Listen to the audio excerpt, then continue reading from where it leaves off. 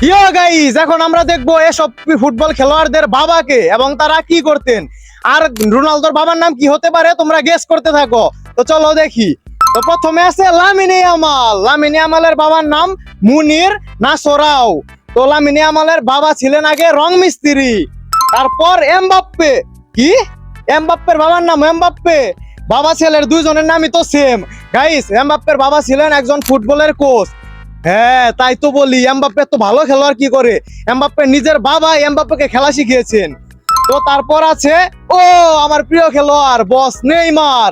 তো নেইমারের বাবার নাম কি? নেইমারের বাবার নামও নেইমার। তো গাইস, ছেলের নাম নেইমার জুনিয়র আর বাবার নাম নেইমার সিনিয়র। তো নেইমারের মতো তোমাদেরও যাদের বাবার নামের সাথে মিল আছে তারা কিন্তু কমেন্ট করো।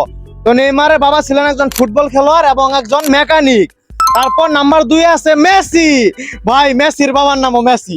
ফুটবল খেলোয়াড়রা কি আর কোনো নাম খুঁজে পায় না নাকি, শুধু বাবার নামই রাখে? তো যাই হোক, মেসির বাবা ছিলেন একজন ফ্যাক্টরি ম্যানেজার। তারপর সবার শেষে আছে রোনালদো ছুই।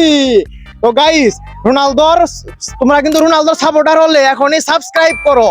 তো রোনালদোর বাবার নাম জোসে দিনিস এভেইরো। আর গাইস, তোমরা শুনলে অবাক হবে, রোনালদোর বাবা কিন্তু ছিলেন একজন ময়লা পরিষ্কার করার লোক। আর গাইস, ভাবা যায় একজন ময়লা পরিষ্কার করার লোকের ছেলে বর্তমান বিশ্বের সবচেয়ে বিখ্যাত ফুটবল খেলোয়াড়। আর এই জন্যই তো আমরা রোনালদোকে এত বেশি ভালোবাসি। তো গাইস, তোমরা কিন্তু রোনালদোর সাপোর্টার হলে অবশ্যই সাবস্ক্রাইব করো।